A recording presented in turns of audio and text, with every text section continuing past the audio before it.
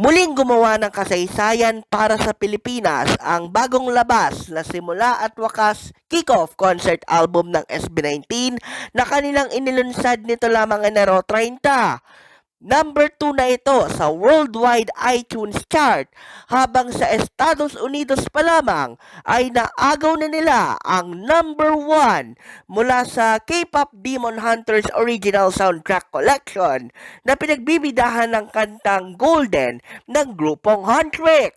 Hindi nakataka-taka na number 1 at number 2 sa trending charts ng X o kung tawagin dati ay Twitter, especially sa Pilipinas, ang mga 18 dahil ng kani-kanilang mga keywords na SB19 SAW Kickoff Concert Album at hashtag na Simula at Wakas Kickoff Concert Album.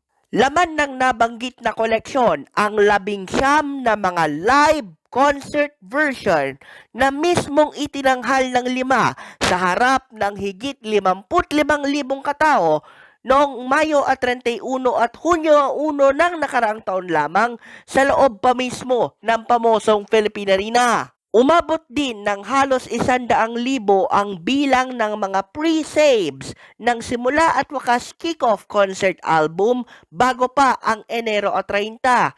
Ang terminolohiyang pre-save, mga kamabuhay, ay ang mismong pag-click ng mga 18 sa link ng Spotify o Apple Music link ng album upang mailagay na ito sa kani-kanilang mga listahan ng mga pinapatugtog bago pa man ang paglunsad ng Enero at 30.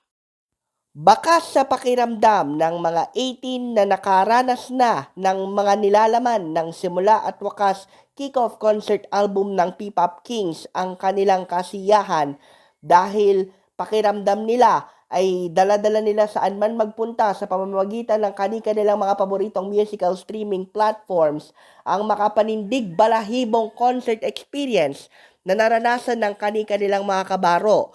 At eto ngang album release na ito ay pauna pa lamang sa mga malalaking aktibidad na gaganapin ng P-Pop Kings sa unang parte ng taong ito dahil Abril 18 sa SMDC Parade Grounds ng Kamaynilaan ay gaganapin naman nila ang Wakas at Simula, The Trilogy Concert Finale, at Disyembre pa lamang ng nakaraang taon patunay sa masugid pa ding suporta ng mga 18 ang pag-anunsyo ng ilang mga malalaking 5-star hotels tulad ng Solaire na fully booked na sila sa Abril 17 at 18 dahil na rin ng mga fans na gustong makita ng pisikalan ang experience at mabaliw at maaliw sa wala pa rin kupas na talento na dala ng mahal.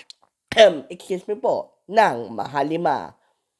Yan ang totoong balita mula sa Mabuhay Radio Japan Worldwide. Sa bawat oras, bawat himig, nananatili kaming walang takot, walang pinapaboran.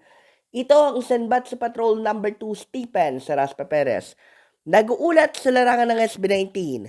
Dito pa rin sa ating Batangas Bureau.